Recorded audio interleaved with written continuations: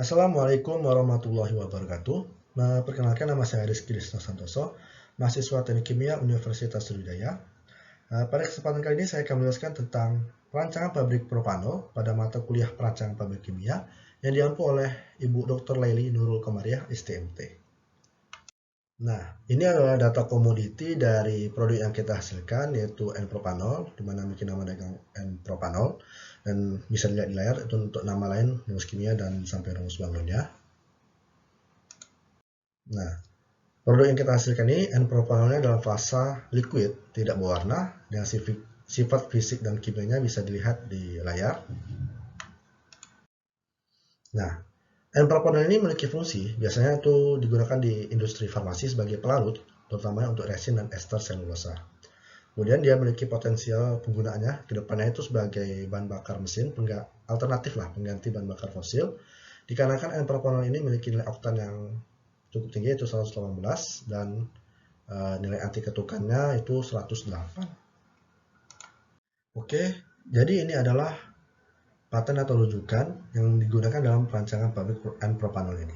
Ada paten utama dan ada rujukan 1-3. Nah, yang saya gunakan dalam perancangan pabrik propanol ini, saya menggunakan paten utama ini. Dikarenakan paten utama ini dia menjelaskan setiap proses dan tahapan itu dengan lengkap, rinci, dan juga saya lebih membacanya juga lebih efisiensi. Saya melihat setiap proses itu lebih efektif. Nah, untuk di rujukan pertama ini, dia tahapannya lebih panjang, sehingga kalau kita terapkan dalam sebuah perancangan pabrik itu akan memakan kos lebih banyak, biaya pembangunan lebih banyak, karena dia di sini memproduksi biodiesel terlebih dahulu, baru menggunakan produk sampingan gliserol untuk memproduksi propanol. Sedangkan di rujukan kedua, dia menggunakan tadi konversi biologi, ya fermentasi, tidak menjelaskan separasi dan purifikasi, dan juga dia memiliki produk samping untuk etanol. Nah, kalau itu yang di rujukan ketiga, dia hampir mirip untuk yang di paten utama, akan tetapi dia tidak menjelaskan tahap purifikasi, sehingga kurang lengkap, dan saya lebih milih untuk menggunakan paten utama sebagai pedoman saya dalam perancangan pabrik propanol ini. Oke, jadi ini adalah proses blok diagram yang dari paten utama tadi untuk produksi N-propanol, di mana di awal itu ada raw materialnya, itu crude glycerol, ditampung di stirred tank agar kondisinya lebih tetap bagus. Kemudian dialirkan ke filtration proses untuk memisahkannya dari zat-zat padat yang tidak terlarut. Kemudian dia dialirkan ke mixing proses, di mana mixing proses ini menggunakan mixing vessel yang berpengaduk.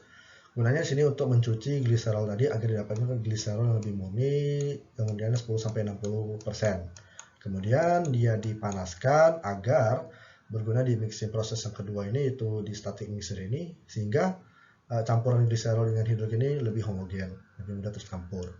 Kemudian dialirkan ke cooling proses agar suhunya lebih turun, karena reaksinya itu reaksi eksotermis. Nah, reaksi ini direaksikan di catalytic fixed-bed reaktor dengan katalisnya itu metal oxide. Kemudian hasilnya melewati dispersion proses untuk memisahkan hidrogen dan N-propanol yang terbentuk. Nah, hidrogen ini dialirkan ke mixing proses yang kedua, dan N-propanol itu dialirkan ke extraction proses 1. Gunanya untuk memisahkannya dari air dengan solvent yang pertama yang di extraction 1 ini, itu toluena. Ini terjadi di kolom ekstraksi.